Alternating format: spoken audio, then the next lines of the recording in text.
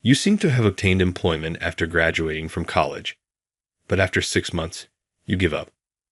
This, the interviewer remarked, laughing through his nose.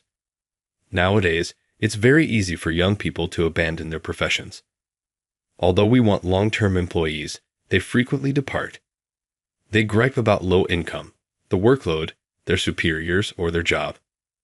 Anyone who spoke such things would not even be hired in our day and age, you know.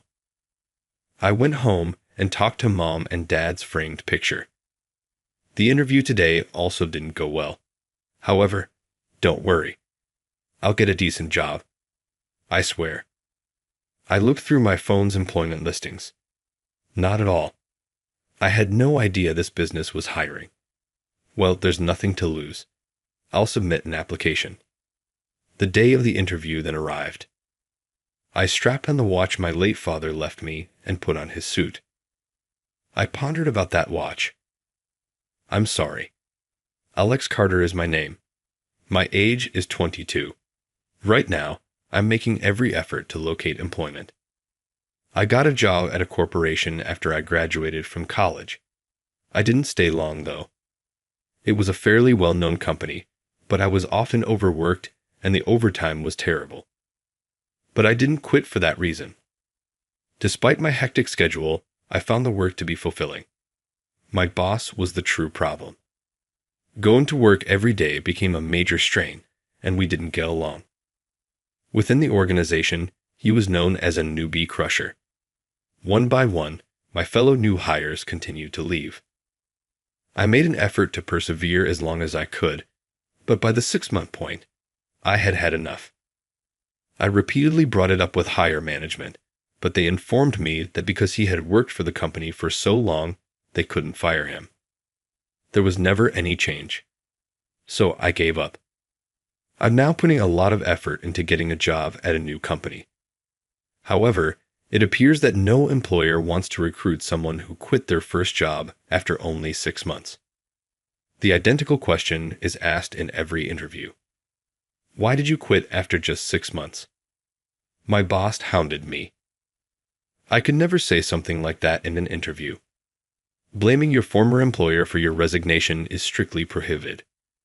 Rather, I would conceal it by claiming things like, I wanted to improve my skills, or I didn't get along well with the company. However, the interviewer was never satisfied with such responses. A quitter who, after 6 months, gave up. They only viewed me as that. Despite attending 4 interviews, I received no offers. I would be in big trouble if things continued in this manner. There were no parents I could trust. My dad died last year of the same sickness that killed my mother when I was a child. I have nothing to return to. Our previous flat was inexpensive, and it was likely occupied by someone else by now. There was nowhere I could go back to. I had no one to turn to for support. That's why I had to find a new job as soon as possible. Thinking that way, I kept working part-time while hunting for job openings every day. One day, a job listing caught my eye. It was for the company I'd admired for years. No way. They're hiring.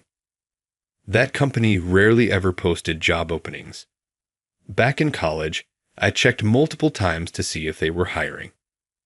I even asked my professors and friends to keep an eye out, but no openings ever came up. And now, out of nowhere, there it was. They were hiring, and only 3 positions were available. Should I go for it? Even if it's a long shot? No. It's probably pointless, right? It's such a big company. Why would they hire someone who quit after 6 months? I let out a self-deprecating laugh and forced myself to stop looking at the listing before going to bed. But even as I tried to sleep, all I could think about was that job opening at the top company. I knew I didn't stand a chance. But it was my dream job, the one I always wanted. Maybe it wouldn't hurt to take a chance. That thought kept swirling in my mind. No, I need to stay focused on what's right in front of me. Today's interview is with Greenfield Corp. I've got to give it my all and land that offer. I arrived at the office building for my interview with a different company, wearing the same suit I used during my college job hunt. I walked into the building, nerves and all. I followed the receptionist's directions and stepped into the conference room. Let's get started. Please introduce yourself and share your highest level of education. Yes, my name is Alex Carter, and I graduated from Oak Ridge University. I gave my usual introduction, listing my education and sharing my personal pitch. I see you graduated college and started working at Bluefield Corp, but you left after just 6 months. The interviewer, an older man, let out a small snicker as he spoke, but I was already used to that kind of reaction. Honestly, I couldn't blame them. It was understandable. After briefly explaining why I left, I tried to emphasize my strengths.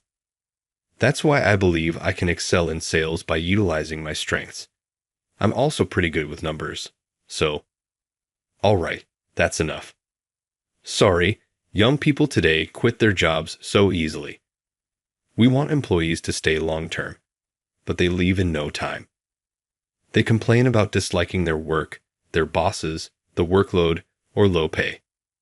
You know, back in our day, anyone who said things like that wouldn't even be hired.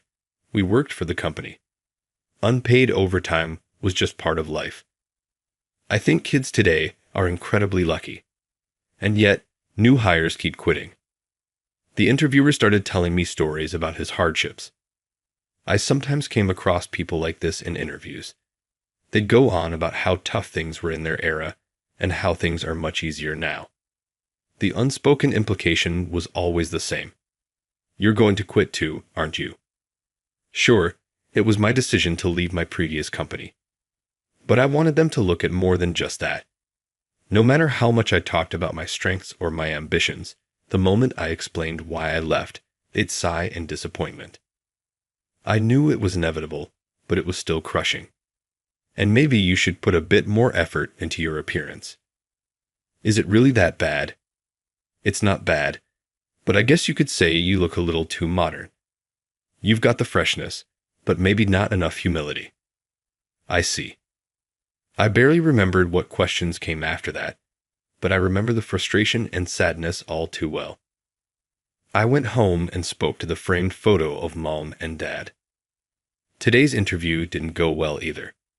But don't worry, I'll land a great job for sure.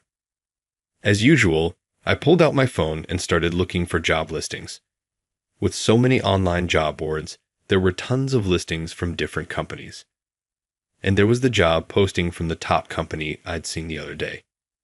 If I could work at a company like that, it'd be so rewarding. There was a reason I'd admired this company for so long. It was because my dad always praised them. That company is amazing.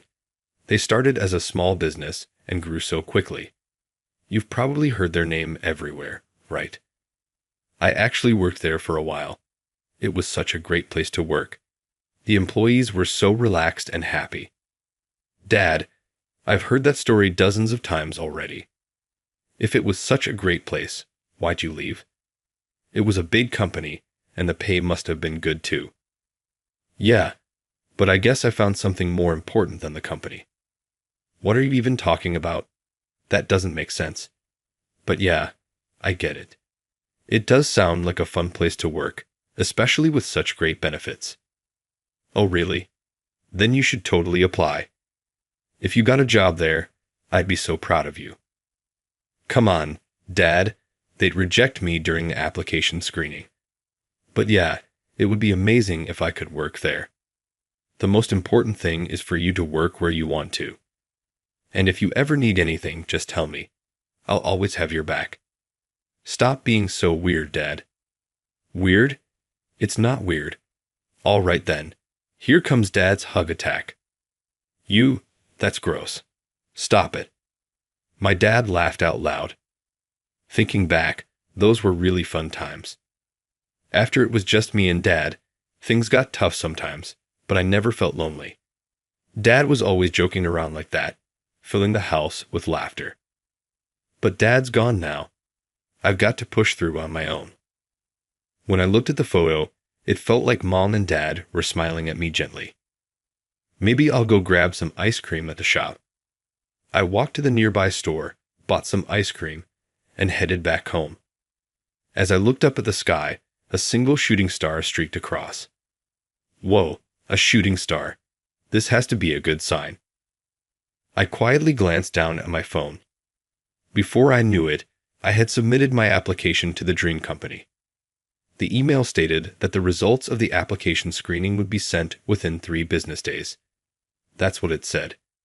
It's a long shot anyway, so why not, right? 3 days later, I received an email. With my heart pounding, I opened it. We'd like to invite you to proceed to the interview stage. Would any of the following dates work for you? The message read, "No way. Seriously? I actually made it to the interview." I quickly replied to the email. The interview date was set. The night before, I was ironing my dress shirt. That reminded me of the comment from the last interview. They'd asked me if I didn't have a different suit to wear. Come on. It's not like I have a ton of suits to choose from. I opened my closet and carefully checked each outfit. Suits are expensive. I couldn't afford to own multiple sets. That's when one particular suit caught my eye. It was Dad's old suit. "Why don't you wear this suit? You and I are about the same build, so it should fit you." "But this suit is pretty old, isn't it? Don't most people wear something they bought specifically for job hunting?" "Oh, come on. It'll be like I'm wrapping you up and protecting you." "Stop it. Now I really don't want to wear it. I'm getting a new one, just for me." "Oh, really?" That conversation felt like it happened just yesterday. Before I realized it, my hand had reached out toward that suit. Wearing this suit will feel like Dad is wrapping me up and protecting me, right? Oh, that reminds me. I still have Dad's watch. It's a little old-fashioned, but I might as well wear it too. I took out the watch that I kept safely stored away. Both the suit and the watch were keepsakes Dad had left behind.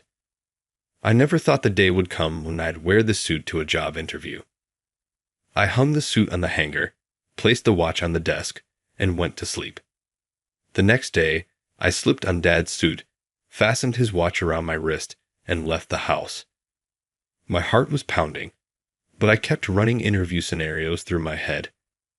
I practiced over and over so I'd be ready to answer any question that came my way.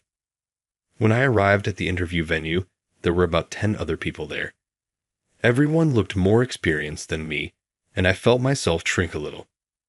Most of them seemed older and more confident, and I couldn't help but feel outmatched.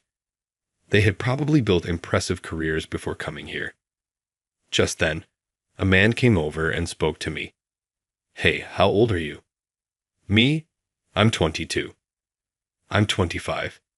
Did you start working right after high school or something?" "No. I graduated from college, but left my first job not long after." The guy talking to me was also waiting for his interview. With a friendly smile, he kept the conversation going. "Got it. So you quit pretty soon after starting?" "Yeah, that's how it went." "Oh, sorry. I'm not judging you or anything. Did something bad happen?" "Well, yeah. My boss was pretty awful. All my peers left too. I know quitting after 6 months was on me, but that's made it tough to find another job." "Yeah, I get that. You can't just blame your old boss during an interview, right?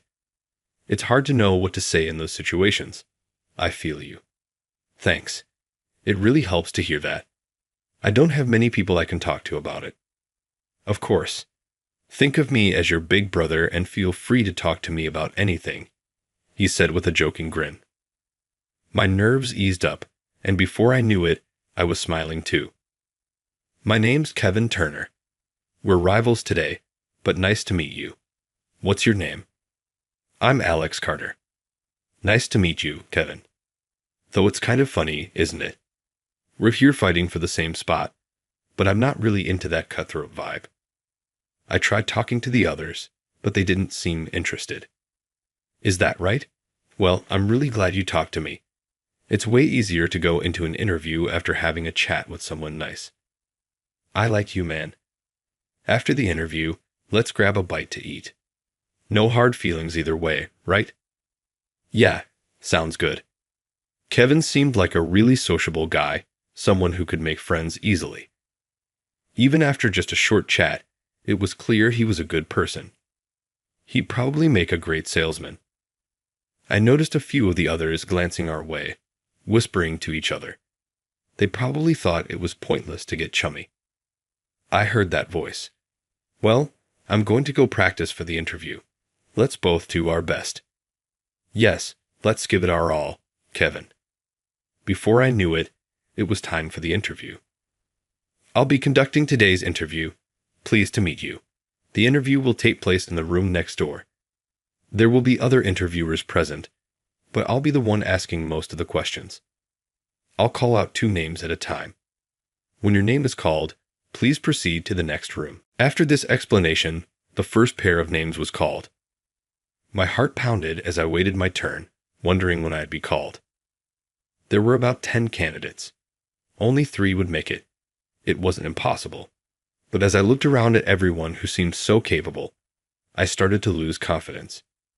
Just then, Dad's watch caught my eye. That's right. Go big or go home, right? I've made it this far. No need to hold back. I'll say what I want and show them what I can do. Dad is watching over me. Mom is probably cheering me on too. I got this. I gently ran my fingers over the watch and murmured to myself. Another pair was called, then the next. Finally, it was my turn. Alex Carter and Kevin Turner, please come to the next room. Yes, looks like we're paired up. As your rival, I'm not holding back. Same here. Let's do our best. It felt a little awkward to be interviewed alongside someone I knew, but I didn't have time to dwell on that. This was my chance. I had to make the most of it. Kevin and I entered the room and sat down. Please start by introducing yourselves, sharing your educational background, and giving your personal pitch. Yes, Kevin gave a confident and articulate introduction. As expected, he was an excellent speaker. With his friendly smile, he highlighted his strengths perfectly. Listening to him, I silently hyped myself up. Followed his lead. If I spoke with hesitation after such a great pitch, I'd fade into the background. With full confidence, I delivered my own introduction and personal pitch. I thought I saw Kevin smile encouragingly from the seat beside me. After I finished, I noticed something strange. One of the interviewers was staring at me intently. Even when I wasn't speaking, he kept silently watching me. Does this suit not look right on me? Despite that distracting thought, the interview continued. There were a few unexpected questions, but I managed to answer all of them without any problems. Kevin was right there with me, listening too. How confidently Kevin answered made me feel like I didn't want to lose. Thanks to that, I felt like I gave the best interview of my life. When the interview was nearing its end, the man who had been silently watching me finally spoke up. May I ask a question as well, Michael? Of course, please go ahead. It seemed unusual for the man called Michael to ask a question, and the other interviewers looked a bit confused. I tensed up, wondering what he was going to ask. Sorry if this is unrelated, but where did you get that suit and watch? Did you buy them at a vintage store? What? The sudden question made my mind go blank. Did he mean they looked old and worn out? Was he asking why I was wearing something so outdated? I hurried to explain. No, I didn't buy these at a vintage store. They belong to my late father. I'm wearing them today as a sort of good luck charm. Is there something wrong with them? I see. Your father has passed away. Yes, he passed away from illness last year. I remembered that he once told me to wear this suit to my interviews, so I decided to wear it today. He said that wearing this suit would make me feel like he was protecting me. By the way, why do you want to work at this company? There are plenty of other companies in the same field. Why ours? I'd like to hear your reasons. Yes, it's true there are many sales positions out there, but I've admired your company for years. My admiration stems from my late father's influence. My father would always praise your company over and over. He used to say they'd grown from a small business into something this great. He explained your company's history so many times, I practically had it memorized. So when I saw the job opening for this company I've admired since I was a kid, I knew I had to apply. I see. Did you like your father? Yes, I was very proud of him. When I said that, Michael covered his eyes with his hand, and he let out a deep sigh.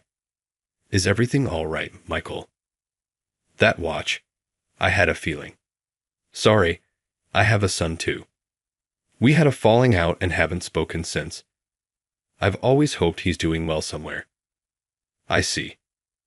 Could I speak with you for a few minutes after this, Alex Carter? Yes, of course. At that moment, I suddenly remembered the name of the company president, Michael Carter. Could this man be the president himself? The company had never posted his photo anywhere, so I hadn't recognized him until now. And we shared the same last name, Carter. I had thought it was just a coincidence since it wasn't a particularly rare name. After a final question, the interview concluded successfully. But to my surprise, Kevin was wiping his nose and crying. He even answered the last question with a tearful voice. Hey, what's with the tears? You scared me when you started crying during the interview. Your dad sounds like a great guy, so that suit and watch have such sentimental value. I'm weak when it comes to stories like that. Kevin's eyes were red, and he was sniffing as he spoke. Seeing that, I couldn't help but laugh. I've never seen someone cry during an interview. Well, it's your fault for telling such a touching story out of nowhere. Everything was going smoothly until that point. Then my mind went completely blank because of you. It shows how genuine you are. And it's a good thing. Oops, sorry. I switched to casual language. It's fine. I don't mind. After a while, all the interviews ended, and we were dismissed. However, Michael asked me to stay behind. Kevin waited for me at a nearby cafe. In the quiet room, Michael looked at me intently with a serious expression. Was your father's name Ryan Carter? Yes, that's right. Apologies for asking such a strange question during the interview. When I saw that suit and watch, I couldn't help myself. So Ryan has passed away. Yes, he passed away last year due to illness. And your mother? Does she live with you? My mother passed away from illness when I was very young. I see. Let me tell you a little about your father. But before that, did he ever tell you anything about his parents, your grandparents? I was told they passed away when I was little. I see. You might find this hard to believe, but I'm your grandfather. Ryan and I once worked together at this very company. This business has been passed down from my father, and I had intended for Ryan to take over after me. Then he told me he wanted to marry someone. He brought your mother to meet me. I couldn't accept it at the time. When he said he was my grandfather, I wasn't that surprised. I had a feeling from the interview that there might be something more to him. Plus, there was something about him that reminded me of Dad. That probably made it easier to believe. Why couldn't you accept it? I had arranged for him to marry someone else for the sake of the family's future. Well, it wasn't Ryan's decision, and it was entirely something I set up. I thought it was what was best for him, but then he brought home a woman I didn't know and declared, I'm marrying her. I couldn't forgive him for that, and to be honest, I thought it was a blow to my reputation. Of course, it was entirely my fault for not listening to him. But back then, I truly believe I was doing what was best for him. Michael spoke of those times with a pained expression, his eyes narrowing as if lost in memory. The woman he brought home was frail and already pregnant. I learned I was furious when I found out that he had gotten another woman pregnant when I had already set up a match for him. In my anger, I kicked him out of the house. After that, we lost all contact. At first, I figured I'd still see him at work, but soon after, Ryan left the company. I never reached out to him, and he never contacted me either. I just kept hoping he was living well somewhere out there. I see. So, Michael, you really are my grandfather. But really, I'm just a man connected to you by blood. I haven't done anything deserving of the title grandfather. I can't believe my father went through something like that. But didn't he betray the woman he was supposed to marry? At the time, I thought so too, but apparently, he was upfront with her from the beginning. He told her he wasn't planning to marry her because he loved someone else.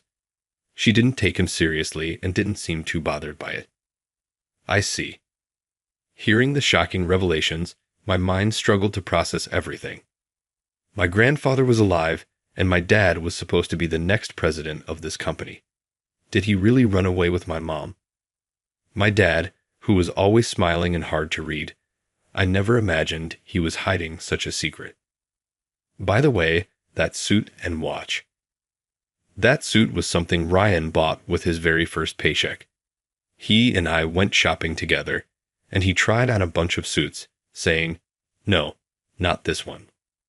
No, not that one," before finally settling on it. It was quite a struggle. Ryan was a stubborn man. It took him over 3 days just to pick a suit. As for the watch, I gave it to him as a gift when he got his first job. I thought, if he's going to be a professional, he should have something nice. It's engraved with his name. There's no mistaking it. It's the suit and watch he cherished. Michael's eyes shimmered with tears as he shared everything with me. He must have regretted the day he argued with my dad and kicked him out. I never knew Dad had such a stubborn side. They could have made up so easily if one of them had just reached out first. If you'd like, would you come bring flowers sometime? I think both my mom and dad would be happy. Is that really okay? I wasn't exactly a great-grandfather or a great father. I wonder what Ryan thought of me. I can't say for sure, but whenever my dad talked about this company, he looked so happy. He always spoke proudly about the company. He'd even say things like, "If I ever get the chance to work there, I'll be able to brag about it to everyone." I think the company and you were both very important to him. I see. Michael wiped his eyes, and his shoulders trembled slightly. Thank you for telling me all this today. Please allow me to visit your parents soon to pay my respects. Of course. I left the room and headed to the cafe where Kevin was waiting. So much had happened that day. The interview at the company I'd admired for so long, discovering my dad's hidden past, and meeting my grandfather, who is still alive. Man, you're late. What were you talking about? Well, you see. When I told Kevin the whole story, he burst into tears even louder than during the interview. Seeing his face made me laugh despite myself. Before I knew it, a tear slipped from my own eye too. A few days later, I got a call saying they wanted me to work for their company. I was officially hired by the top company I dreamed of working at, but it didn't feel real. It was too good to be true. A few days after that, my grandfather came to visit my home. We offered flowers and stared at the picture. Did your parents seem happy? Yes, they were always joking around, but we were at a home full of smiles. I see, and there's something else. I handed him a letter. While I was going through Dad's belongings after the interview, I found this. I hadn't noticed it before, but there was a letter addressed to me, and one that I think was meant for you. I haven't read what's inside. When I sorted through my dad's belongings, I found 2 letters. One was addressed to me, Alex, and the other was addressed to my grandfather. Michael's eyes widened as he carefully took the letter in his hands. May I read it now? Yes. The 2 of us began reading the letters together. To be honest, I didn't have the courage to read it alone. That's why I waited for Michael to come so we could read it together. In my letter, my dad had written, Alex, you actually have a grandfather. I'm sorry for lying and telling you he had passed away. And here's something that will really surprise you. Your grandfather is the president of the very company you've admired for so long. I had a big fight with him and left home. Since that day, I never reached out to him again. But if you ever find yourself in trouble, reach out to him. I'm sure he'll help you. If you're reading this letter, it probably means I didn't recover from my illness. Well, that's a lie. I'm heading off to see your mom first, but I can't help worrying about you. You're earnest and have a strong sense of justice. I worry that those traits might backfire on you. If you ever find yourself in a bind, don't hesitate to rely on your grandfather. I'm sure he'll come through for you. If he doesn't, sorry, but I believe he will. He's a serious and kind man at heart, and he won't be able to ignore you if it seems like you might pull out the tears. He's a total softie for that. Take care, my one and only son. I love you. Alex Carter. Man, even at the end, he couldn't stop being cheesy. By the time I finished reading, big tears were streaming down my face. When I glanced over, Michael was crying too. What did your letter say? He asked. He wrote that he forgives me and that he wished he had apologized sooner. But he also asked me to take care of you in his place. He warned me that if I didn't, he'd never forgive me. He even threatened to teach me a lesson in heaven. With a warning like that, I guess I've got no choice but to take care of you. That sounds just like him, Michael said. Yeah, exactly like him. We talked about Dad for a long time. Michael told me stories from before I was born. I shared stories about my dad after he became a father. I learned things I never knew about my dad as a young man, and Michael learned what he was like as a dad. It was so fun that time flew by. Wow, it's gotten late, I said. I think I've stayed too long. Sorry about that. Would it be all right if I came by again to bring flowers? Of course. You're welcome anytime. Michael stood up, gathered his things, and headed to the door. At the entrance, he turned around and said, So, you're really going to work at our company. I'm counting on you. But just to be clear, I didn't hire you because you're my grandson. I hired you because I believe in Alex Carter, the man. I'm rooting for your success. Thank you.